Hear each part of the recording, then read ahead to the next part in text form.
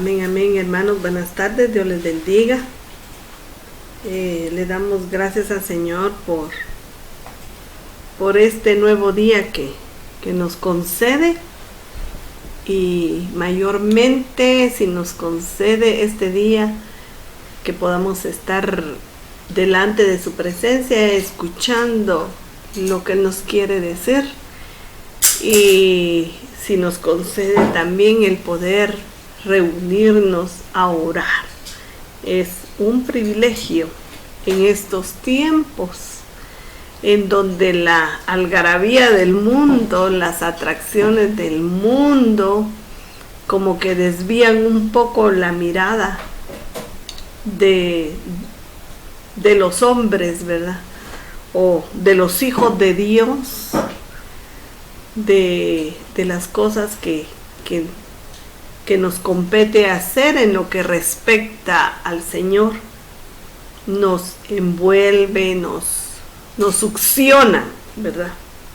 Aunque estamos en un tiempo muy, muy diferente al que solíamos estar, pero igual hay algarabía, igual hay afán por estas fechas que se acercan. Entonces es una bendición que nosotros todavía permanezcamos atentos y deseemos estar escuchando de su palabra, y deseemos estar reunidos orando. Así es que le vamos a dar gracias al Señor por eso, porque no es de todos. Esto no es de todos. La palabra dice que no es del que quiere, no es del que corre. Es de Dios que tiene misericordia, del que Él quiere tener misericordia. Amén, Padre. Hoy nos acercamos a tu presencia, dándote gracias porque hoy, nosotros, los que estamos en este lugar, juntamente con los hermanos que están allí, del otro lado de la pantalla, tuviste misericordia. Pusiste en nuestro corazón el querer como el hacer. Esto no es de nosotros. Ya, Señor, el apóstol Pablo lo dijo, y fue escrito como una evidencia. Y ya dijo el apóstol, Señor, me es impuesta necesidad. No es que nosotros lo querramos, es que, Señor, la necesidad tú la impones en nuestro espíritu vivificado. Y nosotros entonces solo nos queda obedecer a lo que tú impones, a la necesidad que impones. Así como obedecemos, Señor, a la necesidad de todo nuestro sistema digestivo, a buscar alimento para saciar el vacío que hay en ese sistema de comida. Así haces en nuestro espíritu. Has impuesto esa necesidad, has impuesto en nosotros, has despertado hambre y sed de justicia. Yo espero, Padre, en el nombre de Jesucristo, que si no todos los de la congregación, la mayoría, Padre, estén en el mismo sentir, anhelando escuchar tu palabra, porque es, Señor, la que a vida eterna permanece. Ya está escrito, Señor, que todo va a pasar, todo va a dejar de ser, mas tu palabra, Señor, nunca dejará de ser. Es lo que nosotros tenemos que buscar. Dice tu palabra, las profecías se van a terminar, todo se va a terminar, pero tu palabra permanece para siempre. Gracias, Padre, en el nombre de Jesucristo, muchas gracias. Hoy, gracias por darnos la oportunidad de compartir tu palabra. En el nombre de Cristo Jesús, amén y amén. Amén, amén. Hermanos, vamos a continuar en la línea de lo que el hermano pastor empezó de la semana pasada, jueves y viernes, y siguió ayer, ¿se recuerdan? Pues vamos a seguir. Lo que yo hago es espigar nada más. Yo solo recojo espigas. Así es que para poder dárselas a ustedes. Así es que, hermanos, en el nombre de Jesucristo, dice la palabra, se recuerdan que empezó en Mateo 13, 24 y 25, y dice, le refirió otra parábola diciendo, el reino de los cielos es semejante a un hombre que sembró buena semilla en su campo, pero mientras dormían los hombres, vino su enemigo y sembró cizaña en el trigo y se fue. Me parece que solo esos dos textos de todos los que dio el hermano pastor vamos a ver, porque yo soy muy preguntona, hermanos. Yo siempre me gusta preguntarle al Señor, quiero saber, quiero entender las cosas, y yo la primera cosa que la duda que se me presentó es entendiendo lo que el pastor nos decía. El sembrador sembró siempre la buena semilla buena en todos los campos, ¿verdad? Ahora, la diferencia de las tierras fue lo que no produjo fruto, y solo la buena produjo fruto. Pero en este caso se sembró, y dice, yo preguntaba, Señor, mientras dormían los hombres. Yo le dije, Señor, ¿los hombres? Entonces fui a buscar algunas otras versiones, y me gustó, la que más me gustó fue la versión del Código Real. Dice, otra parábola les propuso diciendo, el reino de los cielos es comparado a un hombre que sembró en su campo semilla escogida de la más alta calidad. Ya estamos en Mateo 13, 24, Código Real. Entonces ya la misma palabra, el mismo Señor Jesucristo nos dijo que Él es el que sale a sembrar, ¿verdad? Él es el que tiene la mejor semilla, la semilla de mejor calidad, y muchos de ustedes, hermanos, saben bastante de agricultura, y ustedes saben cuál es la semilla de la más alta calidad.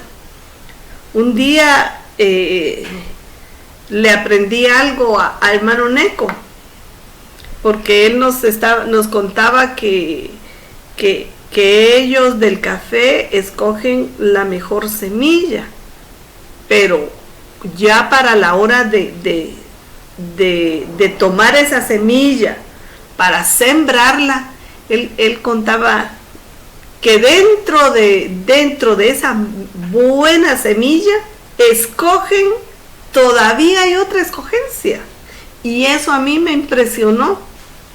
Eso yo lo aprendí, porque obviamente el hermano es el que sabe, él lo ha visto, lo ha vivido, lo ha hecho. Entonces eso me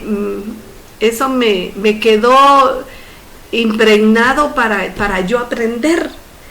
Y aquí dice que él escogió de la más alta calidad, de entre la buena semilla, escogió semilla de la más alta calidad.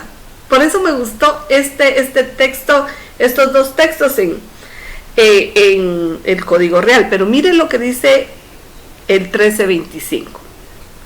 Pero mientras dormían, los obreros no eran hombres. Hombres, cuando yo leía en la otra versión hombres, me daba la idea como que igual es para todo mundo, es para cualquiera, pero esta me lo aclaró, es para los obreros,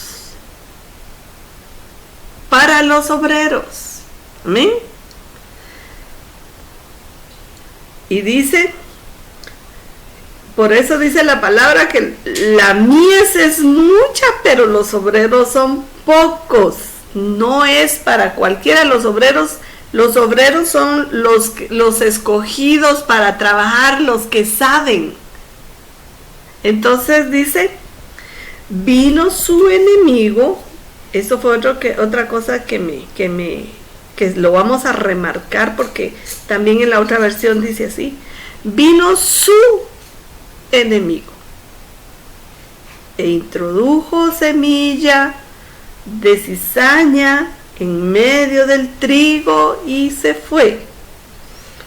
Aquí tengo en esta frase, yo pregunté muchas cosas y me saltaron muchas dudas. Primero, entender que todo el tiempo, si el sembrador tiene un enemigo, nosotros también. ¿Amén? Por eso es que no podemos dormirnos, porque nosotros también tenemos un enemigo. Y usted va a decir, sí, es Satanás. Y no, hermanos, el peor enemigo mío es mi alma. Ese es el peor enemigo mío, es mi propia alma, porque ella, dice la palabra, engañoso y perverso es el corazón más que todas las cosas, y está hablando del alma, y la tengo allí dentro de mí, es mi peor enemigo. Amén.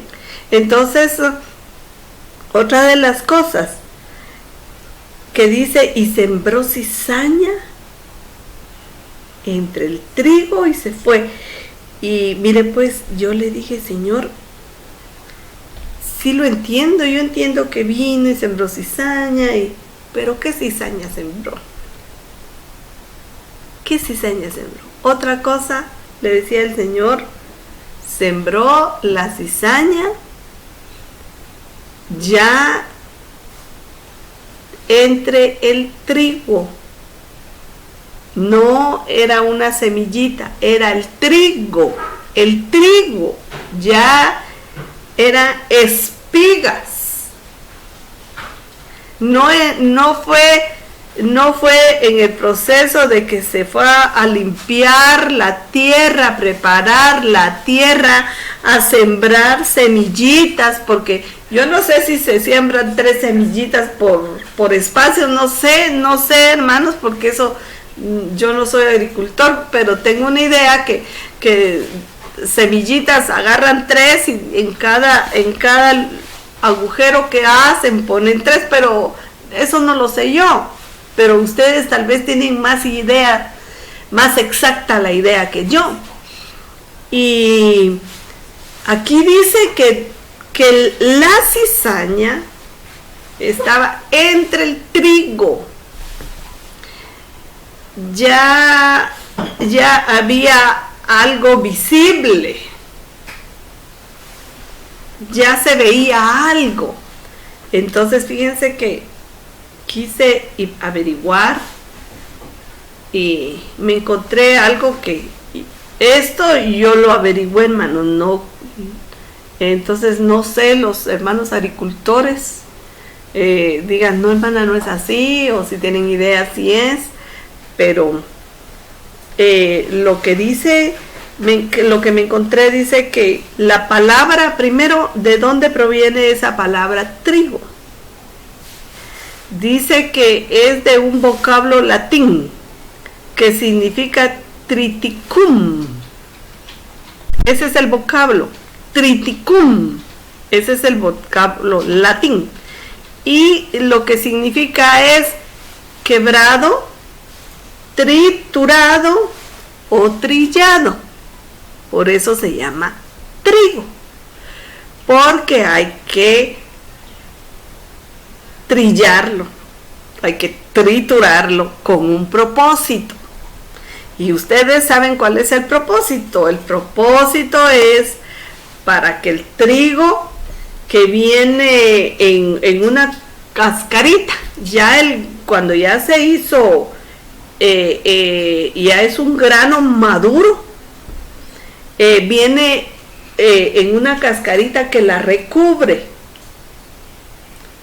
La cascarita pues tiene su función, pero ya cuando es adulto el granito, ya no sirve para nada. Y hay que triturar el trigo, hay que trillarlo para sacarlo de esa cascarita. Es como sacarlo de su comodidad, quitarle la cascarita que un día lo mantuvo y creció, pero hay un momento que ya no sirve para nada. Miren, hermanos, a mí esto me da mucha luz. Porque muchas veces nosotros, hermanos, en nuestro caminar con el Señor, desde que empezamos a caminar, no sé si a usted le ha pasado, a nosotros nos ha pasado. Hay muchas personas que el Señor empieza a usar siendo recién nacidos espirituales, que empiezan a ayudarnos a caminar, empiezan a ayudarnos, nos empiezan a enseñar el camino, cómo debemos caminar por ese camino y cómo debemos comportarnos, que es bueno y que no. Empezamos a entender que todo me es lícito, pero no todo me conviene, ¿verdad? Nos empiezan a hacer la diferencia. Sí, hermano, usted puede, o hermana, usted sí puede hacer esto, pero no le conviene. Entonces hay una cascarita que usa el Señor. Las cascaritas que usa el Señor para el granito, para que el granito de trigo esté seguro. Pero hay un momento que el trigo no puede decir, quiero seguir en la cascarita. Porque la cascarita solo está con una función. Y usted o yo, en un tiempo pudimos ser el granito dentro de una cascarita, pero también pudimos ser la cascarita para guardar el granito. No sé si me estoy dando a entender.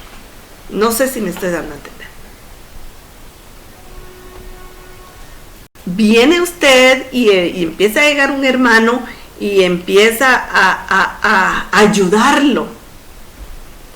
Pero usted no puede porque no es bíblico que hacer usted que el hermano que empieza a caminar haga dependencia suya.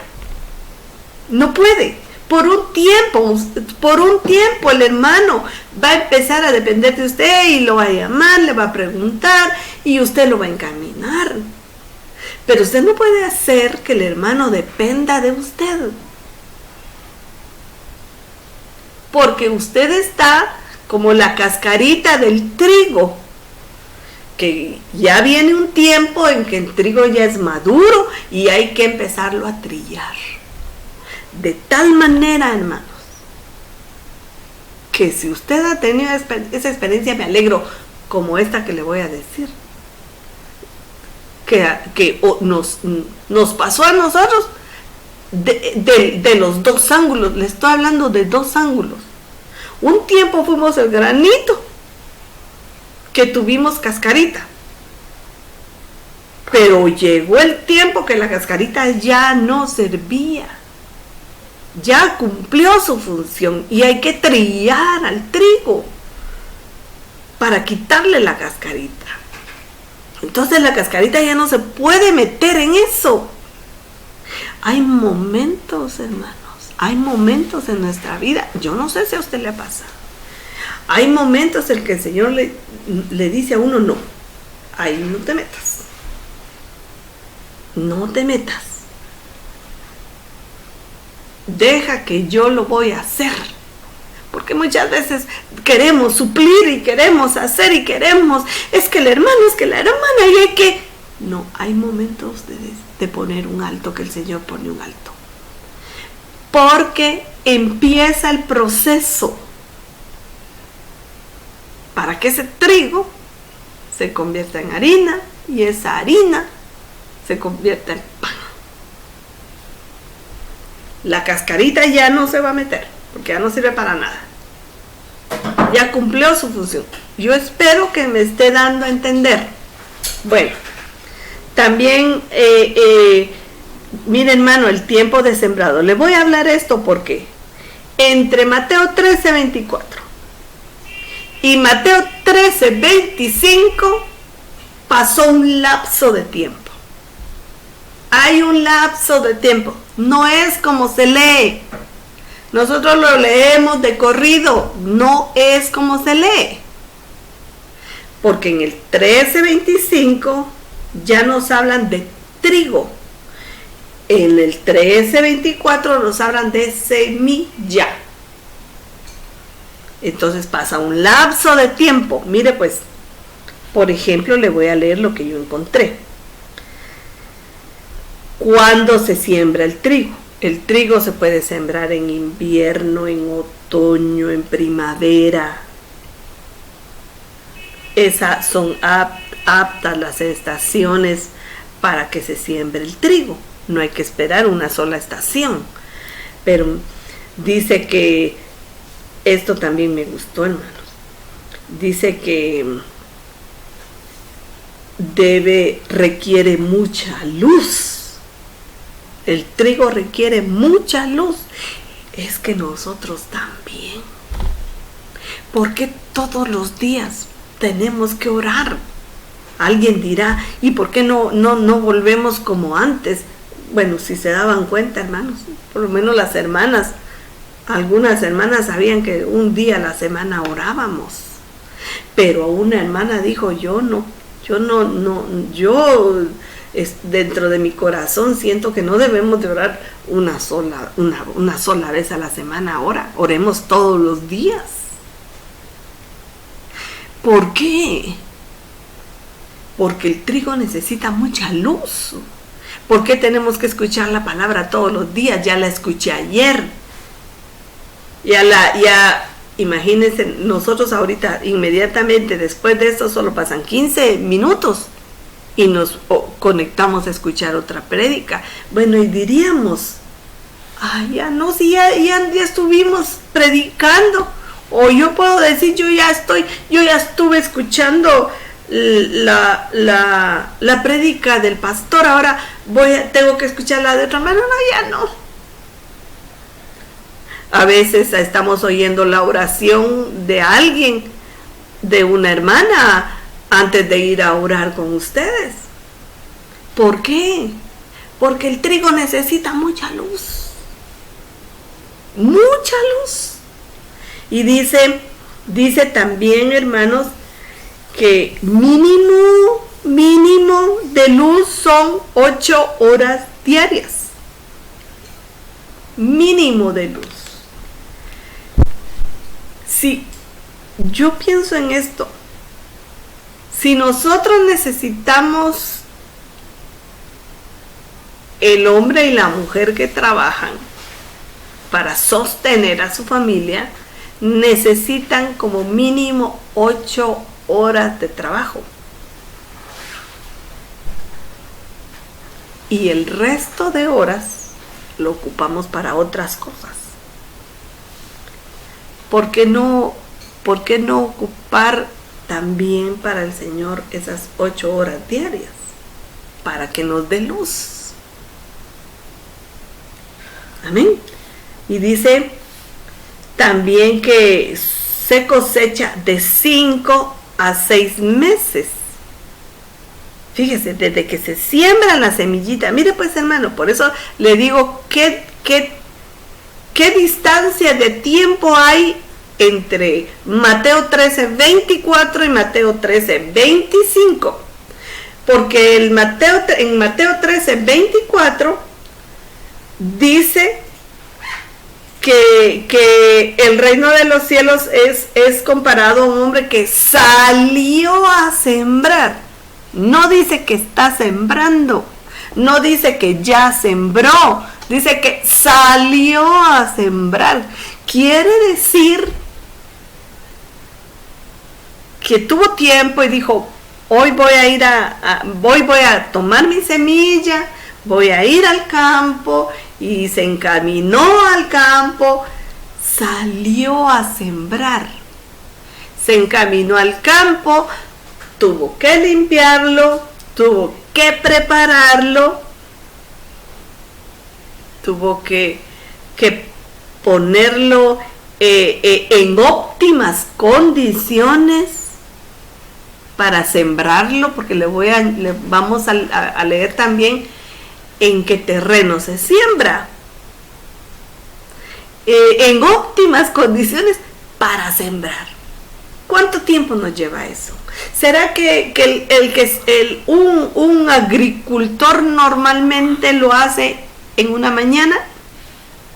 Los agricultores sabrán si en una mañana preparan todo el campo, si ya está idóneo todo el campo como para sembrar, o solo salieron para primero preparar y tener ya listo para otro día ir sembrando. Ahí va a ver, miremos eso. Entonces, hermanos,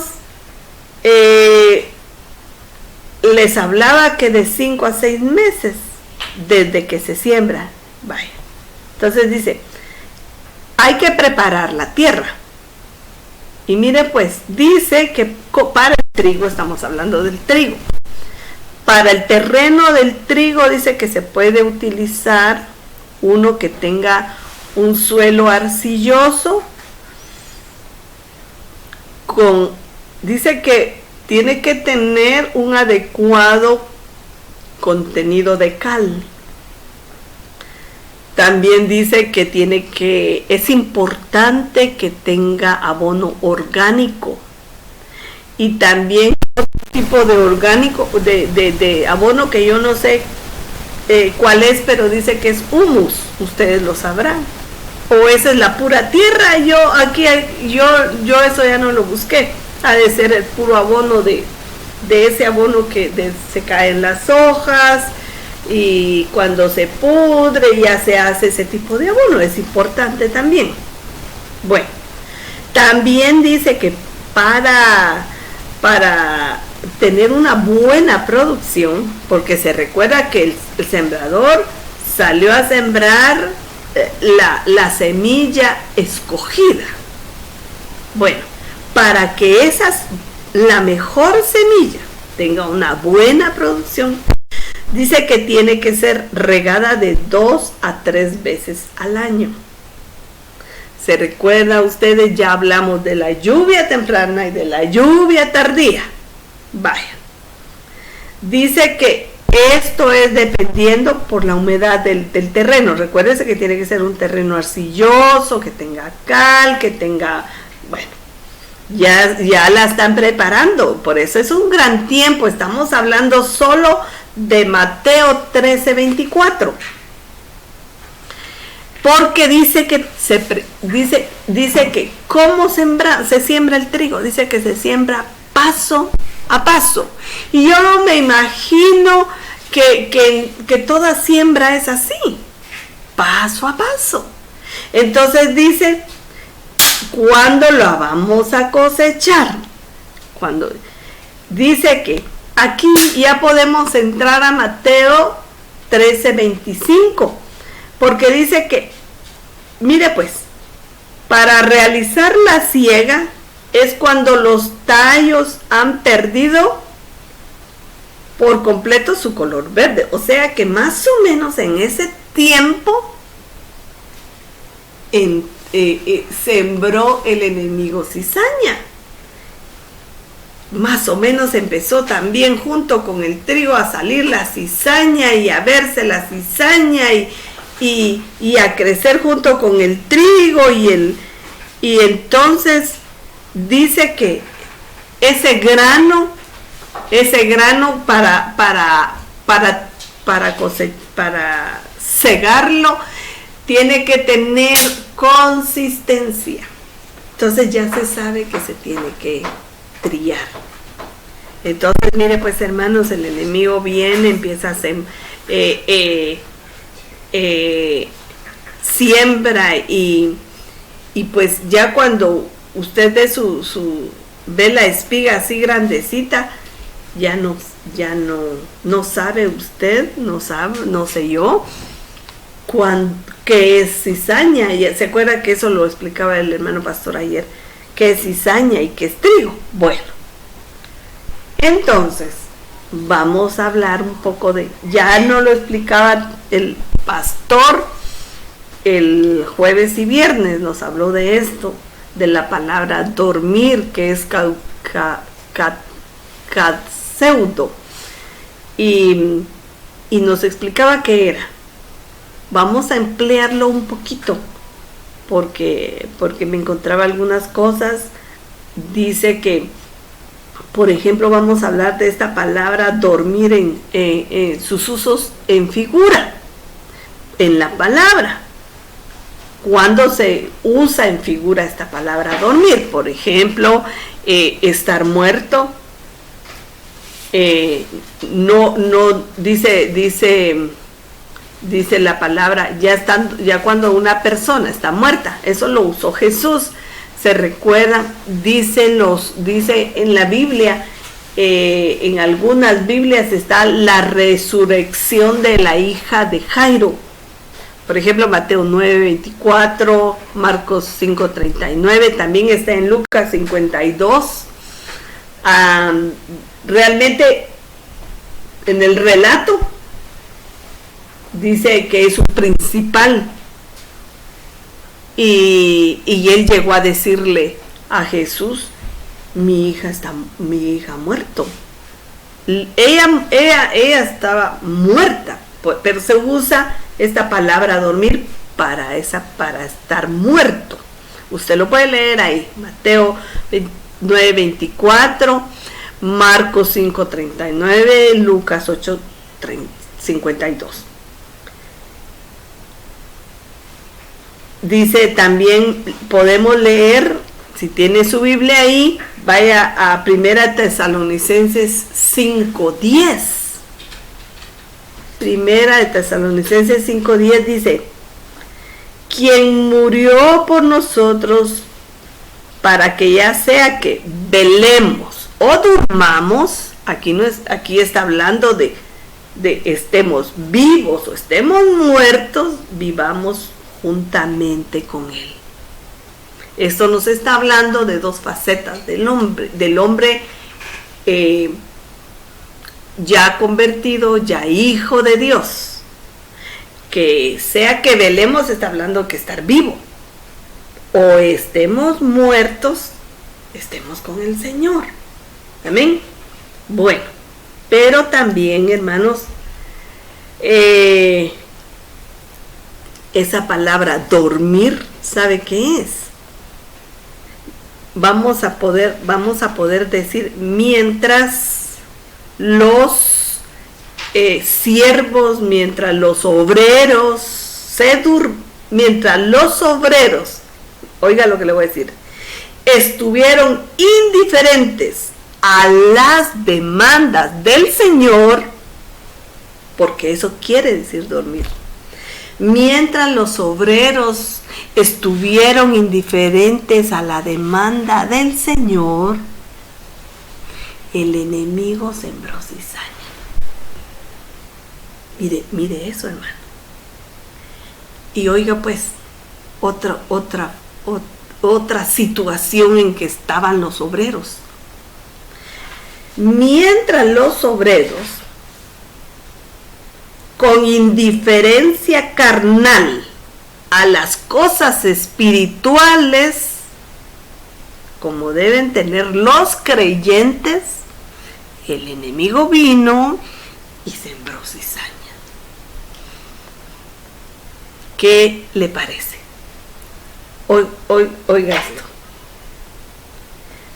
Mientras los obreros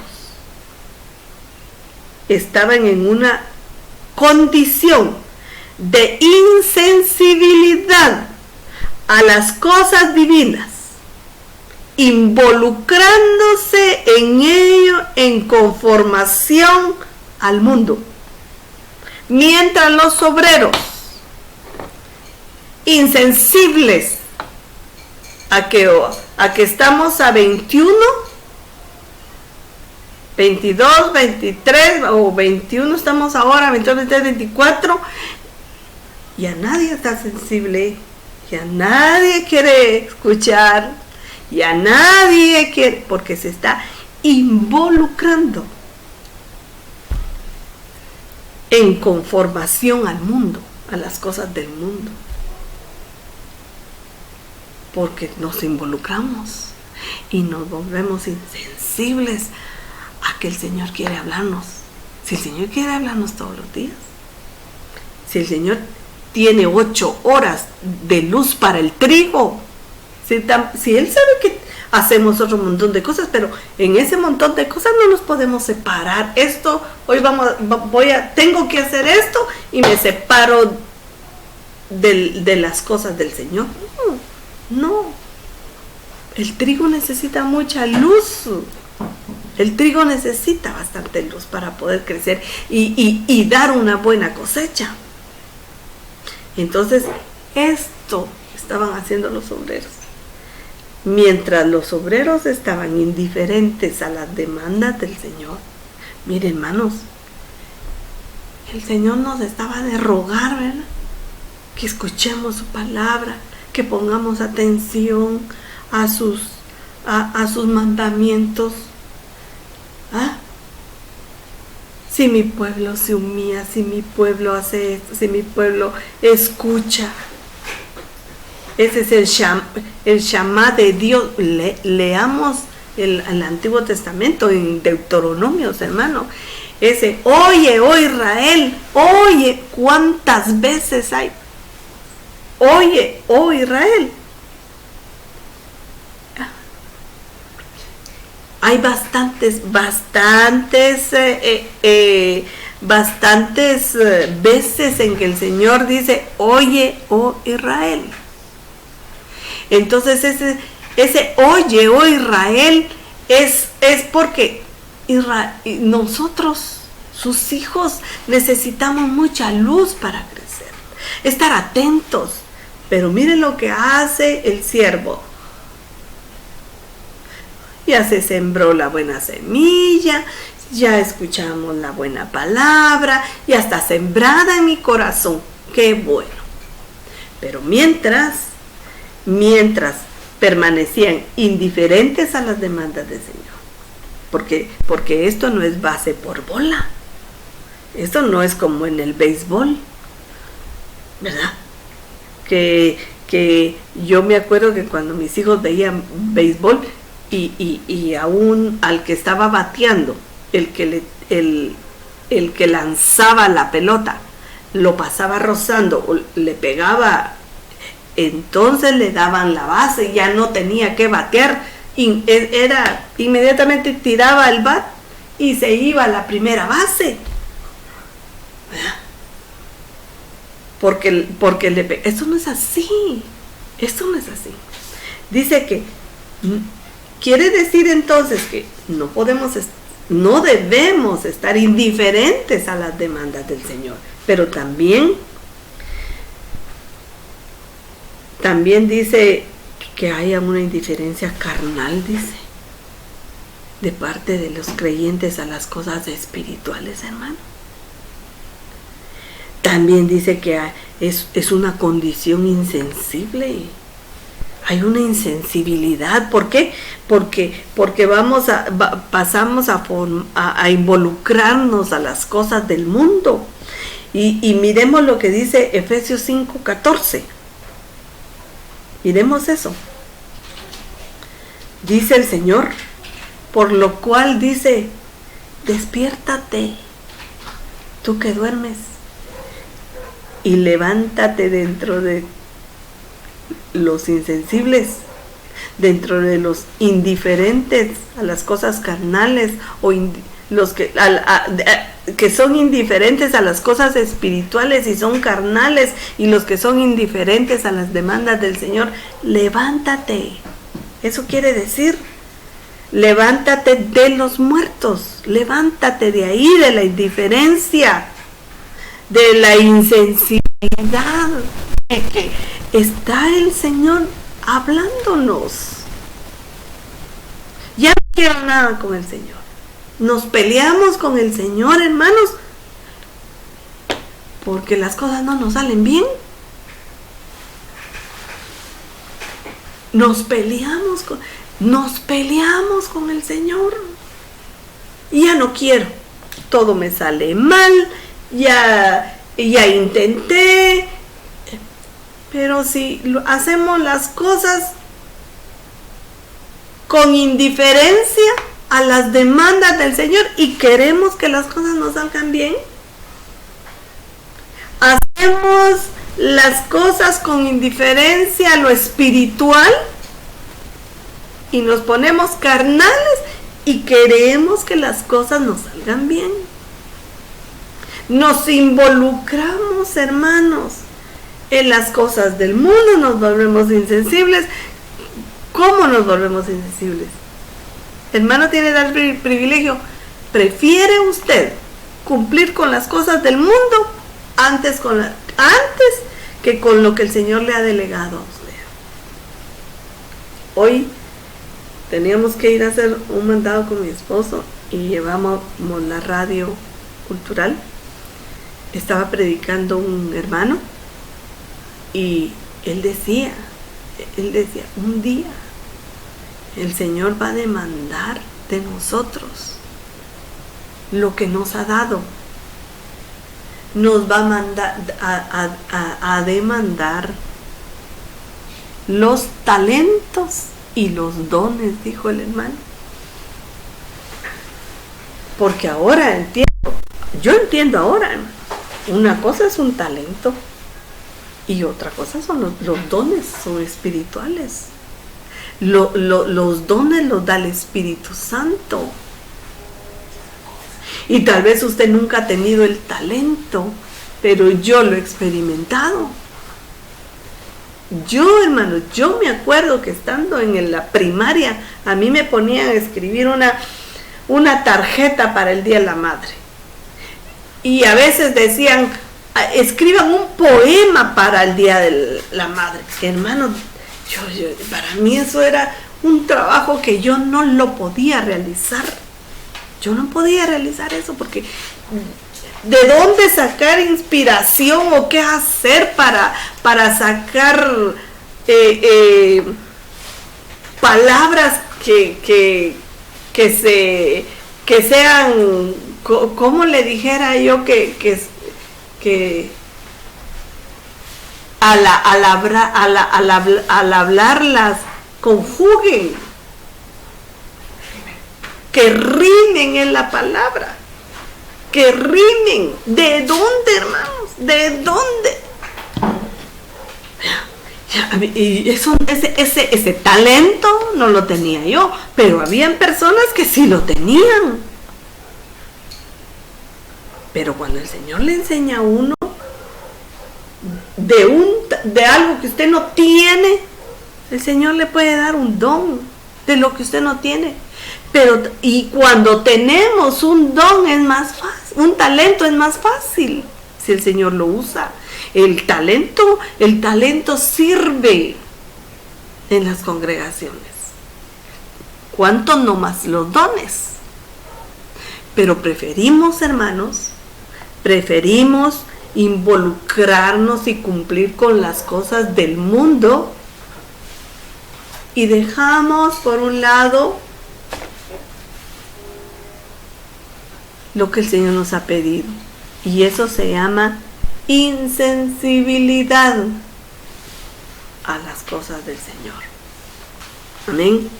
Entonces le dice Efesios, por lo cual despiértate tú, que estás indiferente, tú que estás carnal, tú que estás insensible, porque igual el Señor está demandando de ti algo. Igual el Señor te ha llamado a caminar en el camino que el Espíritu Santo, por eso es que habla de cosas espirituales, porque es el Espíritu Santo el que las muestra. Amén. O dejar las cosas divinas, las cosas del Señor, por las cosas vanas, las cosas del mundo. Amén. Y dice Efesios 5:6. Vamos a regresar de Efesios 5. ¿Cuánto tiempo tengo? Ya terminamos. Ay, bueno, entonces mejor nos quedamos ahí, hermanos. Ya se terminó el tiempo y esto lo dejaremos para mañana. Recuérdese que nos quedamos en Efesios 5:14 hablando de cómo estaban los siervos. ¿Cuál era el estado de los siervos? Ya hablamos que entre Mateo 13, 24 y 25 hubo un buen tiempo. Amén. Así es que, Padre, gracias. Gracias, Señor, por los hermanos que ya estuvieron allí, que aprovechando bien su tiempo, estuvieron allí. Recompénsales y acuérdate de ellos cuando clamen a ti por alguna necesidad. Tú vas a estar presto, porque ellos han estado prestos a escuchar tu voz. Gracias, Padre, en el nombre de Jesucristo, y nos vemos, hermanos, nos escuchamos más tarde a las 7:30. Amén y amén.